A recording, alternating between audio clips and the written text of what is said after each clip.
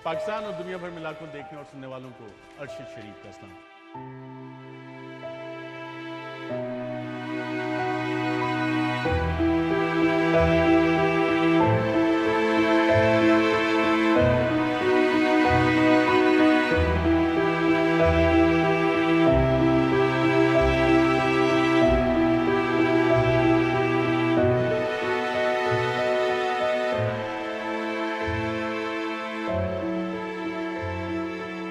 ये लाइन मैं बता रहा हूँ, मुझे याद है यार, इन्होंने मेरे पे पूरे पाकिस्तान में केस कर दिए। तो देखो, पिशीन में भी है, कोयटा में भी है, हैदराबाद में भी है, और फ़ोन आता है मुझे कि तुम उधर पहुँचो ज़रा बेल कराने, सीधी गोली तुम्हें लगेगी।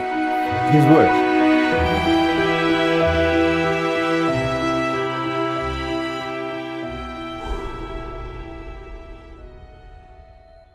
थरमिनुल्लाह साहब उस वक्त चीफ जस्टिस से, उन्होंने कहा कि अरशद शरीफ को इस्लामाबाद की विसिनिटी से अरेस्ट कोई नहीं कर सकता। तो that saved him for the time being. पहले भी कहते थे यार मुझे लगता है मेरी कोई फील्डिंग सेट हुई हुई है, अकॉर्डिंग टू हिम। मुझे घर के बाहर लगता है कोई लोग हैं, मेरे ऑफिस के बाहर मुझे लगता है कोई लोग हैं जो मुझे फॉलो कर रहे हैं। यहाँ तो पीछे से वार हो रहा है ना आप पर, कोई सामने से तो आके वार नहीं कर रहा। वो चले गए वहाँ से यूएई में जब थे तो मुझे पता था दुबई में थे, बिकॉज मेरी रोज़ बात होती थी। एक नंबर वो यूज़ कर रहे थे, वो जो यूके का नंबर था, किसी के पास नहीं था, बहुत करीबी लोगों के पास था, तो मेरे पास भी था वो। तो 2 दिन के लिए अरशद साहब एकदम गायब हो गए बीच में। तो तीसरे दिन फिर मेरी उनसे बात हुई, मैंने कहा क्या कर रहे हैं आप, मेरी से आपसे बात नहीं हुई, किधर थे आप? कहते यार सलमान, अब ये मैं एग्जैक्ट वर्ड्स बता रहा हूँ, यार सलमान मैं होटल में था, नीचे से फ़ोन आया, लॉबी में पहुँचे, तो मैं गया हूँ, वहाँ कोई अथॉरिटी का बंदा था यूएई की, दुबई का। उसने कहा कि विदिन 48 आवर्स अब लीव दिस कंट्री, अदरवाइज हमें आपको वापस पाकिस्तान भेजना पड़ेगा। वो कभी भी ना जाता। 1-2 चीजें जो वाकयात हो गए थे ना शहबाज गिल वाले, तो शायद प्रॉब्ली उसमें ये था कि यार मतलब गोली मार दें लेकिन उस तरह ह्यूमिलेट ना करें मुझे। जब वो चला गया तो मुझे ये पता चला कि अरशद शरीफ बाल बाल बच गया हमले से। अरशद शरीफ को मारने के लिए लोग बिल्कुल उसके करीब पहुंच चुके हुए थे यहाँ इस्लामाबाद में। हमें डर था कि कुछ हो जाएगा, लेकिन यकीन था कि होगा नहीं। इधर इसी कमरे में बैठा हुआ था, मैं केस तैयार कर रहा था। 22 तारीख की रात को, 22 अक्टूबर की, उन्होंने मुझे मैसेज किया वीलॉग कि I have mentioned you in your vlog. That was his last vlog. मैंने देखा तो मैंने उनको हार्ट बना के भेजे, तो उन्होंने वो देखे, बस ब्लू टिक आया। वो मेरे ख्याल 22 की रात 23 हो चुकी थी मेरे ख्याल से, रात के 2 बज रहे थे। तो मेरे ख्याल से वो जो यहाँ पे फार्म हाउस पे गए हुए थे वहीं थे उस वक्त। तो फिर दैट्स इट। मैं नमाज पढ़ रहा था ईशा की, मैंने लेट पढ़ी उस रात को। उसके बाद मेरी बेगम ने मुझे आवाज़ दी, उन्होंने मुझे कहा कि ये अरशद भाई किधर हैं, पता है आपको? मैंने कहा क्यों, क्या हुआ? कहती है अरशद भाई ठीक हैं। ये मेरी बेगम ने मुझे पूछा, वो ट्विटर पे देख रही थी। उसने मुझे पूछा कि अरशद भाई ठीक हैं? मैंने कहा बिल्कुल ठीक है, अल्लाह का शुक्र है। तो ये अदील राजा क्या लिख रहा है? सबसे पहले उसने ट्वीट किया था। मैंने जैसे ही उसका वो ट्वीट अपने मोबाइल में निकाल के पढ़ा तो मुझे एकदम, मेरा जो पहला रिएक्शन था वो ये था, पागल हो गया। मैंने कहा नशे में, ये मेरे मुंह से निकला सीधा। उसके बाद फिर मैंने महर बुखारी का ट्वीट वहीं पे पढ़ा। मैंने फ़ोन किया तो वो उनकी आवाज़ में रोने वाला अंदाज था। काशिफ को मैंने फ़ोन किया तो 3:40 हो गए होंगे सुबह के। मैं कहा काशिफ यार मैं सुना है इज़ इट? काशिफ कहता है मैं अनकन्फर्म्ड है। मैं कहा हाउ डू यू नो? कहता है वो पिक्चर्स भी आई हुई हैं। तो मुझे उसने बड़े डेस्परेट तरीके से कहा कि फ़खर भाई बस बहुत हो गया, 44 दिन हो गए हैं कि पता नहीं कितने दिन हो गए, काउंट किया हुआ था कि 45 डेज़ हो गए हैं, बस बहुत हो गया, अब मैं वापस आना चाहता हूँ। जिन लोगों ने उनके लिए ये ज़मीन तंग की, जिन्होंने उनके लिए यूएई की ज़मीन तंग की, जिन्होंने उनके लिए कीनिया में रहना महाल कर दिया, वहाँ पे भी वो चुप कर रहते थे, उनको पता था कि उनको मारा जा सकता है, वो बार बार कहते थे, वही लोग हैं इसके पीछे। बॉर्डर्स पे जा जाके वो प्रोग्राम्स करता था, अपने मुल्क में जवानों के साथ जा जाके ईदें वो मनाता था। क्यों उसको अपना मुल्क छोड़ के जाना पड़ा और क्यों उसको ऐसा लगा कि अपने मुल्क में उसकी हिफाजत नहीं हो सकती? मैं आज आपको कहता हूँ कि बीइंग ए डिफेंस रिपोर्टर्स, हमें ये कहा जाता था कि we are the front liner.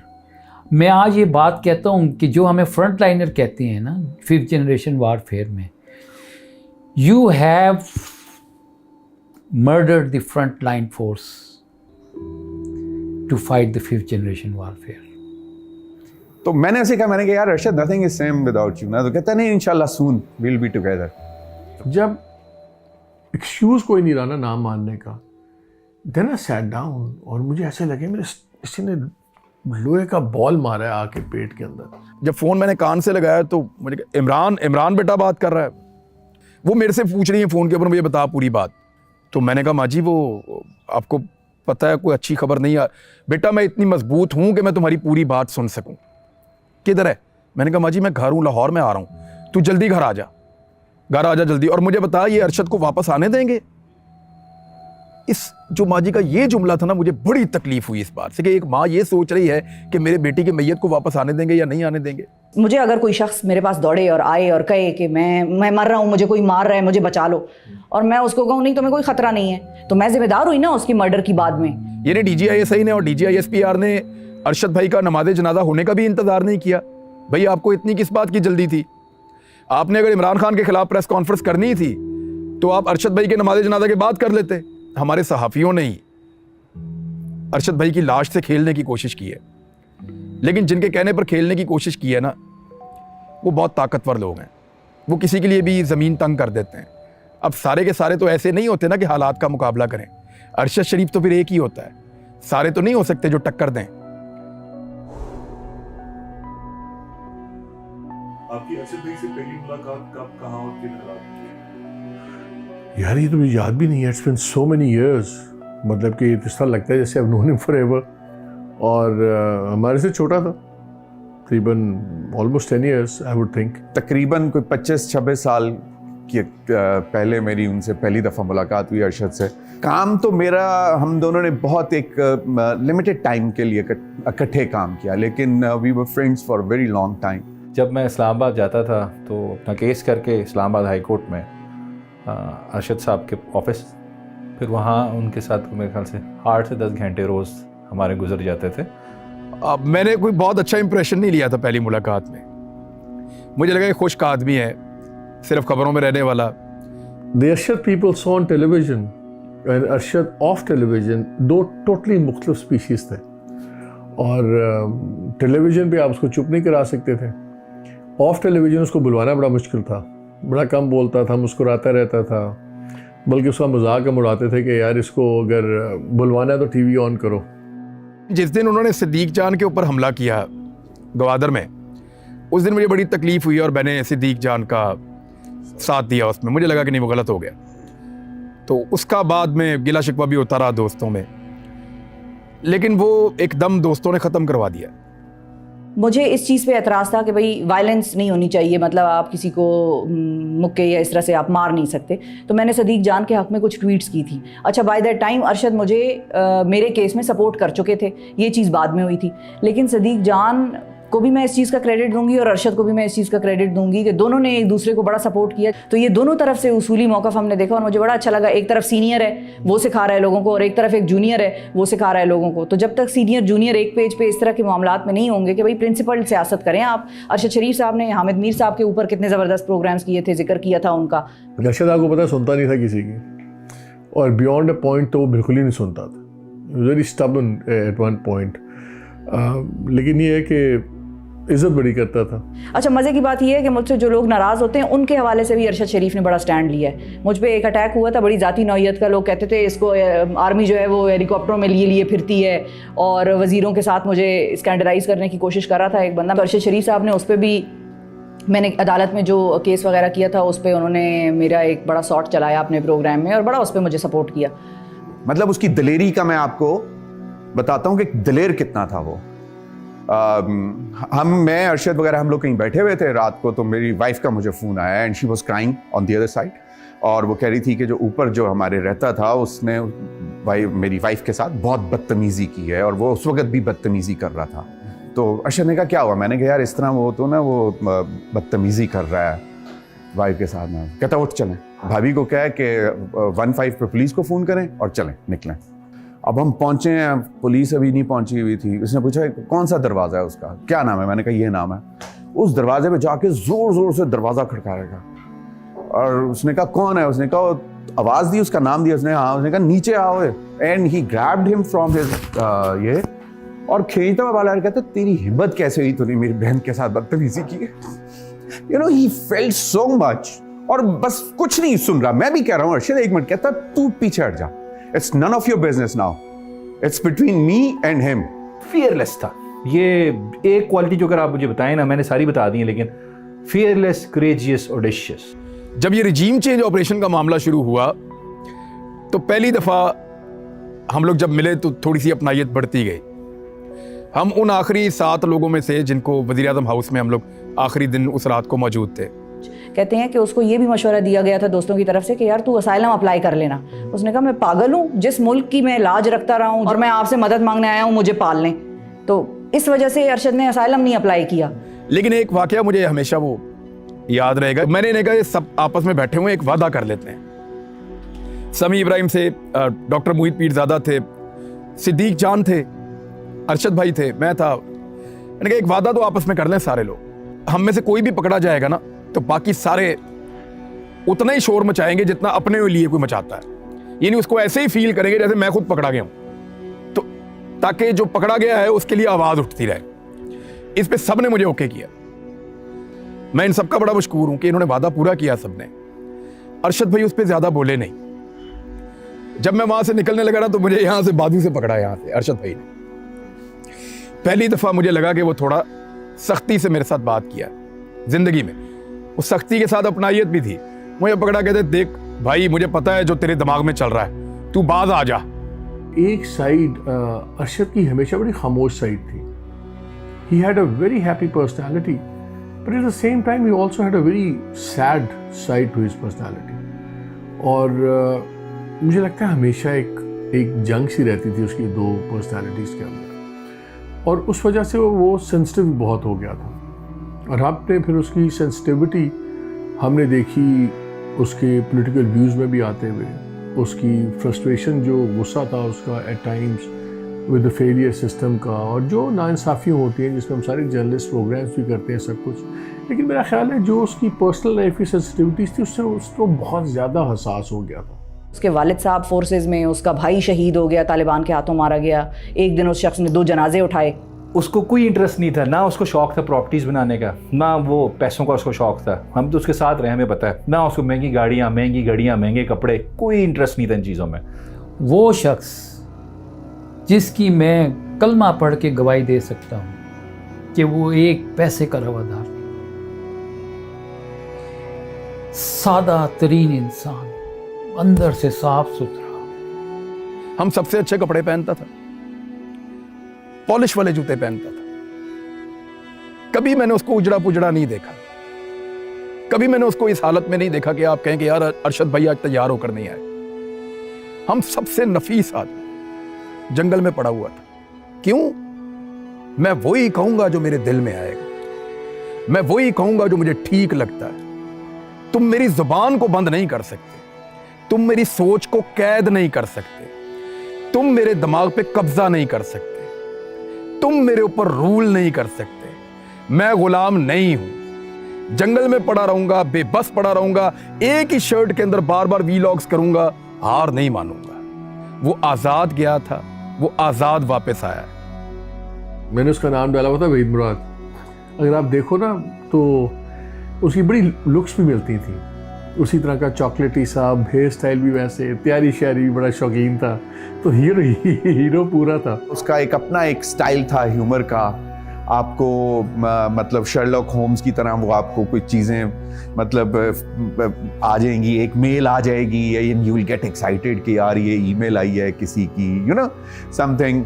तो और फिर वो कितने ही सालों, 2-3 सालों या 4-5 सालों के बाद बताएगा, कहता है यार वो आपको एक मेल आई थी और आप बड़े एक्साइटेड थे और आपने उसके जवाब भी दिए थे, तो ये है।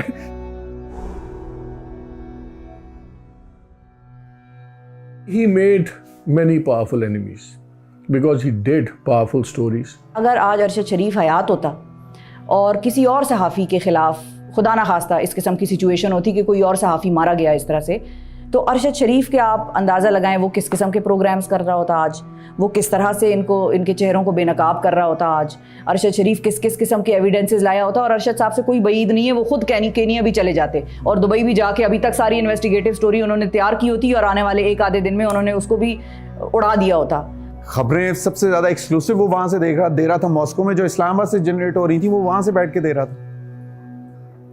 The agenda of the visit of Imran Khan उसने ब्रेक किया था वहां से। यहां पे स्पेकुलेशन थी कि जी establishment was not on board, but third item, agenda item जो थी वो थी purchasing of new defence equipment.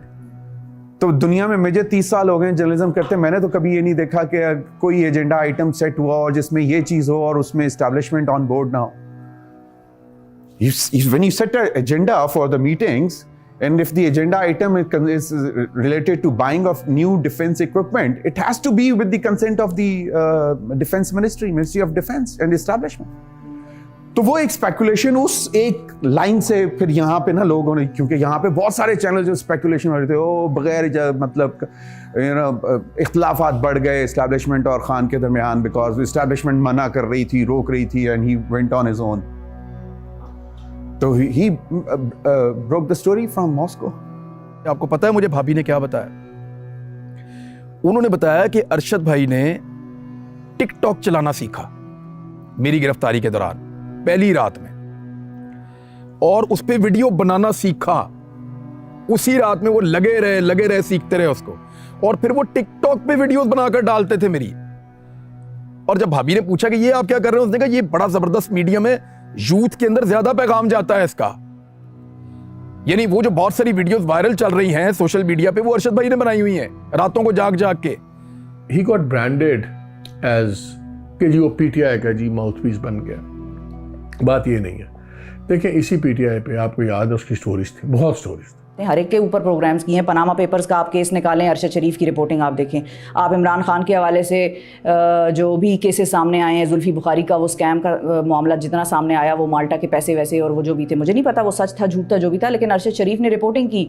Imran Khan के क्लोजेस्ट एडी जिसको हम कहेंगे जुल्फी बुखारी, उसके खिलाफ अरशद शरीफ ने प्रोग्राम्स किए। He was not I think pro this और pro that, he was pro change. Arshad Sharif का एक डिसिप्लिन था कि कोताही पर वो बख्शता नहीं था। ठीक है ना, कोताही भाई ज़ाहिर है प्रोग्राम जा रहे हैं ना, आप कंपटीशन में हैं। इस्टेब्लिशमेंट ने क्लोज बहुत जर्नलिस्ट हैं, मैं जिनको जानता हूँ, नाम नहीं लूँगा, लेकिन उनके कुछ वेस्टेड इंटरेस्ट होते हैं। प्रॉपर्टी डीलर्स हैं, ठीक है, पैसे बनाए हैं, अपने आप को प्रोटेक्ट करना है, इस वजह से बड़े लोगों के साथ दोस्ती बना के रखनी है, अपनी प्रोटेक्शन करनी है। Arshad Sharif was in a romantic relationship with the arm forces. उसको प्यार था, मतलब वो एक ज़हनी, बेसिकली वो फौजी था, बस वर्दी नहीं पहनता था। वॉर ऑन टेरर में जहां जहां पे ऑपरेशन चल रहा था, he was there on spot और जाके कवर करता। अब ये आम परसेप्शन है, लोग समझते हैं कि जी ठीक है वो फौजी उसको लेके जाते थे उसमें उनके कवर में, उनकी प्रोटेक्शन में। It was not like that.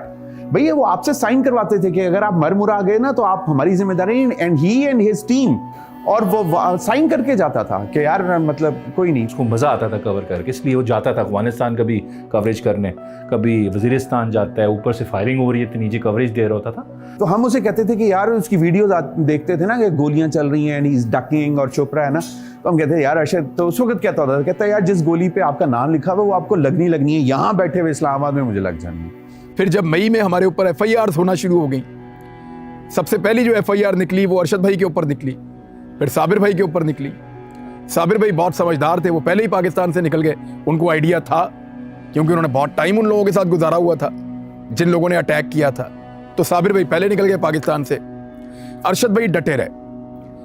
उन्होंने मुझे, अरशद भाई ने एक दिन कहा जून में, मुझे पता है तेरे दिमाग में क्या चल रहा है। फिर मुझे वो गले भी मिले उस दिन, जब हम एक दूसरे को छोड़ रहे थे तो मुझे गले मिले, और गले मिलते हुए मेरे कान में उन्होंने कहा कि देख ये मारेंगे, people get even with you. Arshad ज़ाहिर खटकता तो बहुत सारों को था, और बड़े लोगों ने वैसे शुक्र भी अदा किया होगा कि चलो एक तरह से जान ही छूट गई ना। लेकिन ये है कि उसको काउंटर तो कर कोई नहीं सकता था, बात उसके सामने कर कोई नहीं सकता था। प्रोग्रामों में वो बुलाता था, बड़े बड़े जाने से घबराते थे।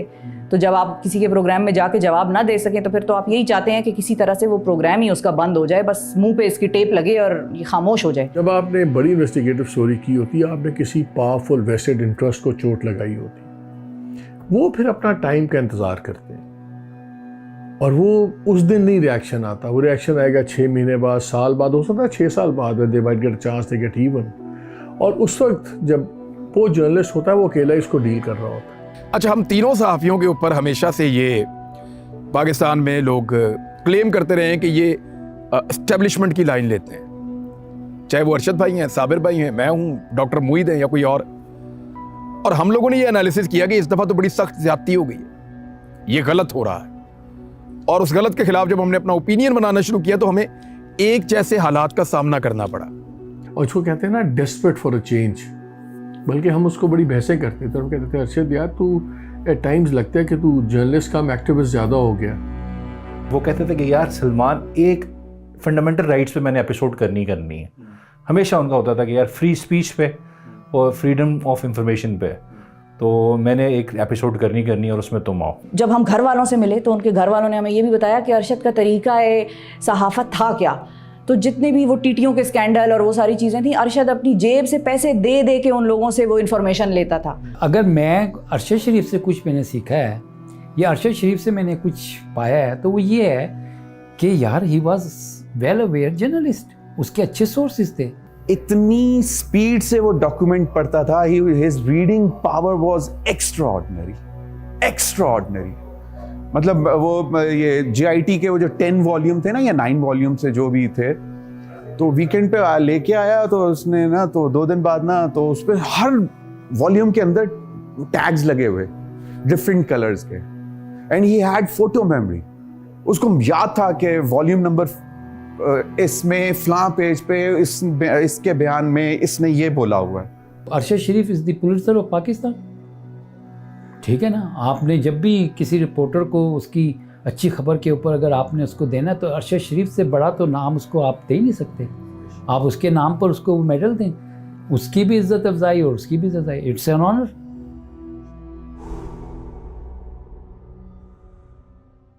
देखो, वो आदमी जीने का ढंग सिखाता था, उसने मरने का तरीका भी बताया लोगों को। उसको फर्क नहीं पड़ता था, जो उसको डराए, जो उसको धमकाए, उसने नहीं रुकना था। एक अच्छे रिपोर्टर की गवाही उसको सुनने वाले, उसको पढ़ने वाले देते हैं और वो आवाम है। The standard that he has set for the journalists is very tough for everyone to match. मतलब वो उन्होंने ऐसा स्टैंडर्ड सेट कर लिया है, वो बार इतना ऊपर ले गए हैं कि वो मतलब जूनियर्स तो हमारे लिए तो उन्होंने बेसिकली एक हमें तो राह दिखा दी है कि आप इस तरह से करिएगा। It's a very difficult but beautiful legacy. जागना, सोना, उठना, बैठना, खाना, सहाफत, दैट वाज अरशद।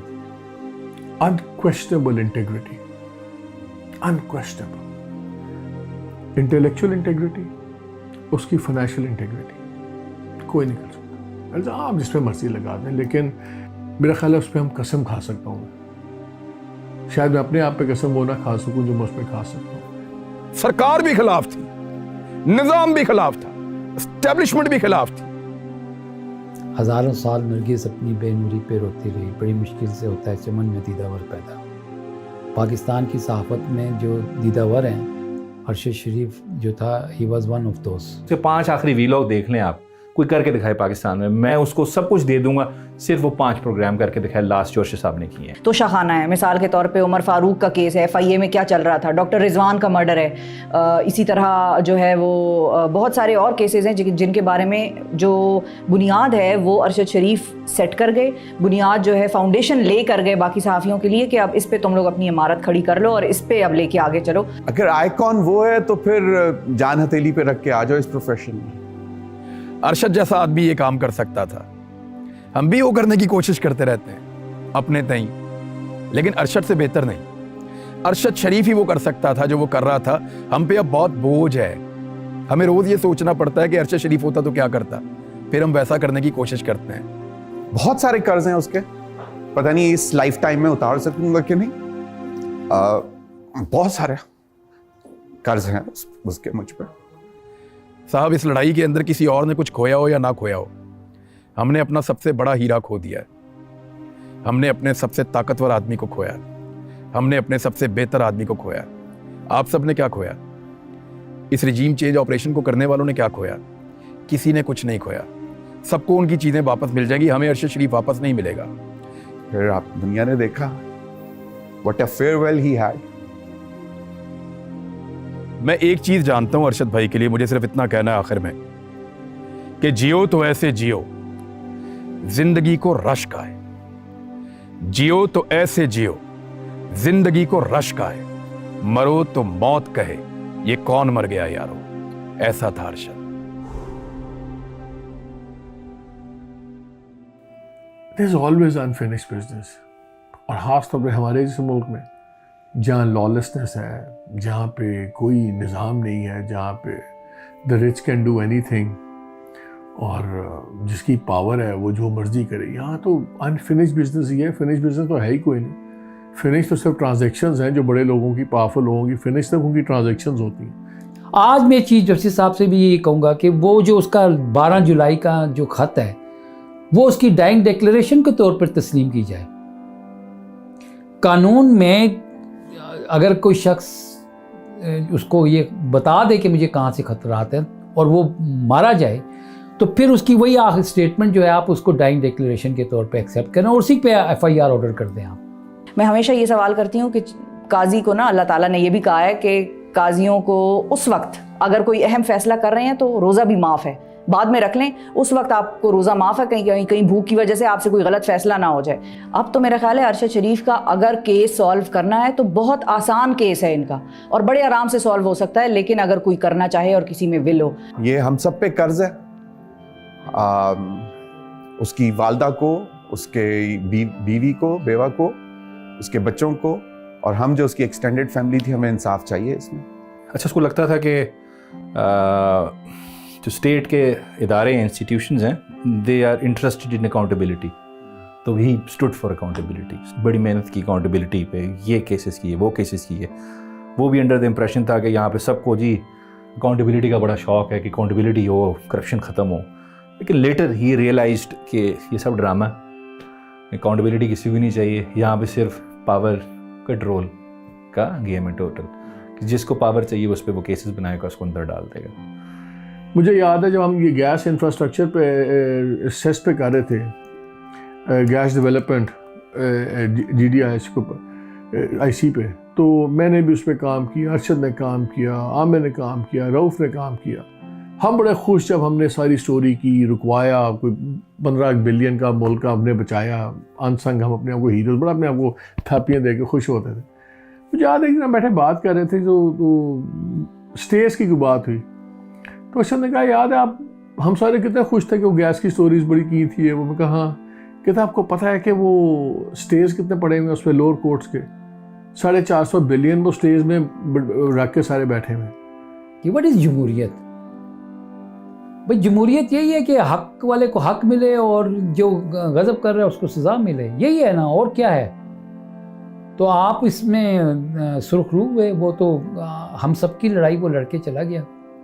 जब तक उनको नहीं इंसाफ मिलता तब तक मैं चाहती हूँ कि उनका जो चैनल है वो अपने चैनल के ऊपर उनकी तस्वीर लगाए रखे एज अ ग्राफिक, ताकि लोगों को ये याद रहे, कोई भूल ही ना सके। मतलब बेदहानी में भी लोगों के जहन से ये चीज़ जाए ना कि इस चैनल पे अरशद बैठा होता था और इस चैनल के लिए अरशद ने खिदमात सर अंजाम दी थी, और इस चैनल का भी अब फ़र्ज़ है कि लोगों को उसकी रिमाइंडर देता रहे। लोग एक चीज़ रियलाइज़ नहीं करते कि बहुत सारा एंड में जर्नलिस्ट को खुद उठाना पड़ता है और अकेले उठाना पड़ता है, उससे कोई नहीं उसके साथ होता। जब फ़िरौन होता है तो मूसा होता है, तो ये आप ज़ुबान बंद नहीं होती। इंसान की अब से नहीं, ये पिछले 2500-3000 साल की हिस्ट्री है। इंसान हमेशा स्ट्रगल करता है पावर के ख़िलाफ़। जो पावरफुल होता है, जो जालिम होता है, उसके ख़िलाफ़ कोई ना कोई खड़ा हो जाता है। अरशद शरीफ तदफीन से पहले गवाही दे गया कि मेरे कातिल कौन है। उसने कहा निकलो बाहर, एक एक करके सारे स्क्रीन पर आ गए। इस तरह के बेटे चाहिए इस मुल्क को, डट जाने वाले, सामना करने वाले, हिम्मत करने वाले। क्या हो गया, इनके पास हथियार है, मारेंगे, खाल उधेड़ देंगे। खाल हाजिर है जनाब, लेकिन जबान नहीं हाजिर। खाल हाजिर है, जबान हाजिर नहीं है। जबान वही कहेगी जो हमें ठीक लगता है। खाल के ऊपर आप जैसे मर्जी निशान बनाएं अपनी इंटरटेनमेंट के लिए, कोई बात नहीं। अल्लाह ताला अरशद भाई के दर्जा बुलंद करे। आमीन, आपको आमीन। बहुत शुक्रिया। Thank you.